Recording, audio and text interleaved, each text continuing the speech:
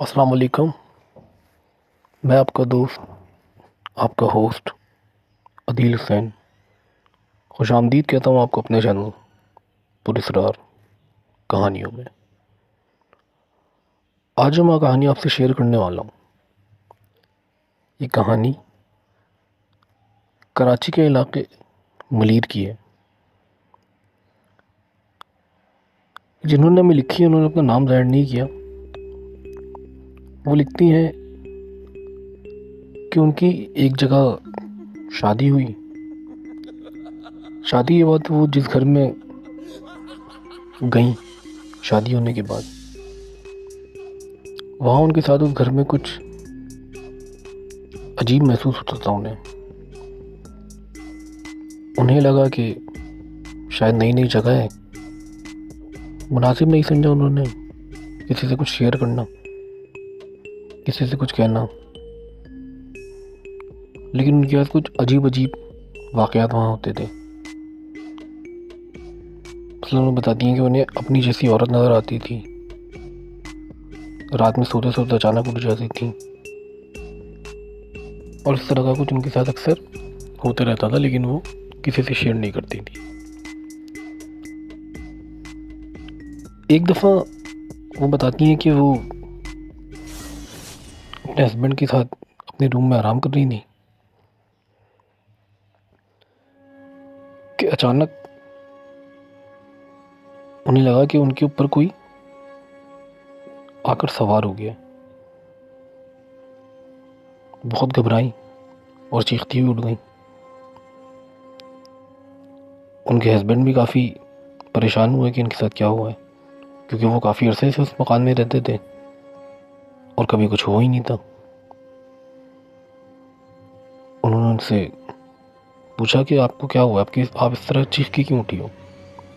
तो उन्होंने बताया कि उन्हें ऐसा लगा कि उनके ऊपर कोई सवार है, और फिर अपने पिछले कुछ वाक़यात उन्होंने उनके साथ शेयर किया कि उनके साथ ऐसा ऐसा भी हुआ है। कोई अपनी जैसी औरत नज़र आती है, कोई साया घूमता हुआ नज़र आता है उनके रूम में। उनके शौहर ने फ़िलहाल तो उनको उस वक्त कहा कि तुम आराम करो, शायद थकन की वजह से ऐसा कुछ लग रहा हो, क्योंकि हमारे साथ तो आज तक कभी ऐसा ही नहीं हुआ। लेकिन दिन गुजरते गए, उनके साथ ये वाक़यात होते रहे। काफ़ी परेशान होने लगी हूँ। फिर एक बार उनके कुछ हस्बैंड के रिलेटिव उनके घर रुकने के लिए आए, तो उनके साथ उनकी कज़न थी जो प्रेगनेंसी की हालत में थी। उनके साथ भी ऐसा ही कुछ वाक़या पेश आया कि वो सब लेटे हुए थे कमरे में कि अचानक उन्हें महसूस हुआ कि उनके ऊपर कोई काला साया आके लेट गया। वो भी काफ़ी घबरा के उठी। फिर उन्होंने ये चीज़ उनसे शेयर की। उनके हस्बैंड भी उस वक्त घर पे थे। फिर उनको महसूस हुआ कि शायद यहाँ कुछ ऐसा है। वो एक मौलाना के पास गए। इमाम साहब उनके घर आए, उनके घर का जुज़वी तौर पर जायज़ा लिया, लेकिन उन्होंने कोई खातिर ख्वाह माकूल जवाब नहीं दिया। उन्होंने कहा वो इस हालत में कुछ ख़वातीन डर भी जाती हैं, और सेटिस्फाई किए बगैर वापस चले गए। फ़िलहाल फिर यही हुआ कि ऐसा कुछ है नहीं। टाइम गुजरता गया। कुछ टाइम बाद फिर जो उनके ससुर थे वो भी अक्सर यही बता देते थे कि रात को सोते हुए वक्त उनके साथ ऐसा लगता था कि कोई उनके सीने पे सवार हो रहा हो। फ़िलहाल फिर काफ़ी छानबीन के बाद एक मौलाना से मुलाकात की उनके बेटे ने। मौलाना साहब उनके घर आए। उन्होंने घर पे आने के बाद घर का जायज़ा लिया। तो मालूम ये चला कि उनके घर में एक हिस्सा है जो एक गली टाइप का है, वो उनके कमरे से निकलता है, जो काफ़ी खामोश, पुरस्कार और बेरौनक सा था। उन्होंने बताया कि वो जो पीछे गंदी गली है, या जो पीछे छोटी सी उनकी क्या कह सकते हैं उसको, जो पीछे का एरिया होता है, वो जगह कुछ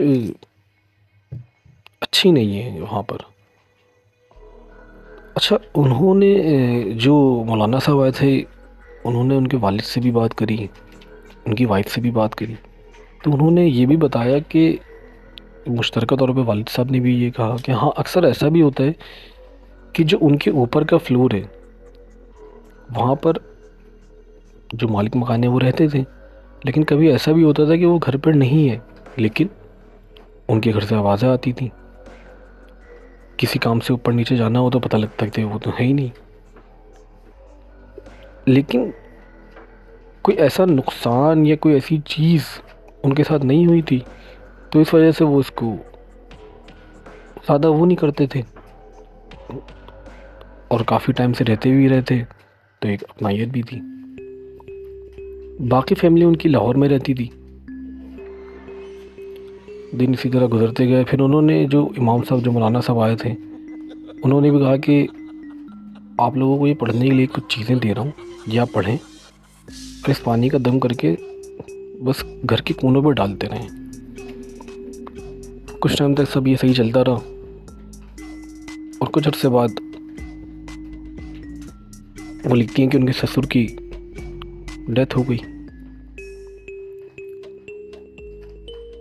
ससुर की डेथ के बाद जब उनकी फैमिली भी यहाँ पर आई कराची वापस, उसके बाद वो एक दफ़ा वो इमाम साहब, मौलाना साहब उनसे मिलने के लिए आए, उनकी ताज़ियत के लिए आए।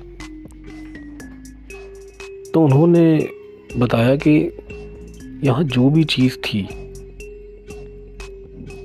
पहले उन्होंने वालिद साहब की मौत के बारे में दरियाफ़्त किया और ख़ुद बताया कि आपके वालिद की जो डेथ हुई है, वो डेथ ऑफ कॉज ये बना था, उनके बेटे ने, उनकी बहू ने, उनके बाकी के फैमिली मेम्बर्स ने बिल्कुल कहा कि हाँ, ऐसे ही हुआ था, इसी तरह उनकी डेथ हुई थी। उन्होंने कहा असल में आपके वालिद साहब वो काफ़ी चीज़ें जो थी आपके घर में, वो अपने साथ ले जा चुके हैं। अब आप रहना चाहें इस घर में तो आप कंटिन्यू रह सकते हैं, शिफ्ट कर लें तो ज़्यादा अच्छा है। फ़िलहाल उन्होंने अच्छा ये जाना कि अब इस घर को शिफ्ट करना चाहिए। उन्होंने मकान शिफ्ट किया, उनकी बाकी की फैमिली वापस लाहौर शिफ्ट हो गए। अब आज वो बताती हैं कि मैं आज भी किसी घर में अकेली ही रहती हूँ, लेकिन अल्लाह का करम है, अल्लाह का शुक्र है, बहुत खुश हूँ। शादी को काफ़ी टाइम हुआ है, लेकिन कोई औलाद नहीं है, लेकिन फिर भी उनके साथ अब इस किस्म के वाक़यात, ऐसी चीज़ें नहीं होती। अपनी बहुत सारी दुआओं में याद रखिएगा और अपना भरपूर ख्याल रखिएगा। इजाज़त चाहता हूँ मैं आपसे, फिर मिलेंगे एक नई कहानी के साथ। अगर आप लोगों को अपनी कोई कहानी, को ऐसा वाक़या कुछ जो बयान करना चाहते हो, शेयर करना चाहते हो, तो ईमेल एड्रेस मेरा मौजूद है, आप उस पर शेयर करें, कहानियाँ मुझे भेजें। डिस्क्रिप्शन में आपको तमाम चीज़ें मिल जाएंगी, वहाँ मुझसे शेयर करें, फीडबैक दें, अपने चैनल को लाजमी सब्सक्राइब करें, ताकि आपके पास नई नई कहानियाँ अपडेट्स होकर आती रहें।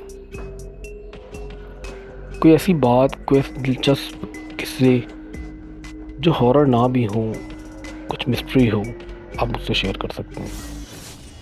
आपसे फिर मिलेंगे, जब तक के लिए अल्लाह हाफ़िज़, अल्लाह निगहबान।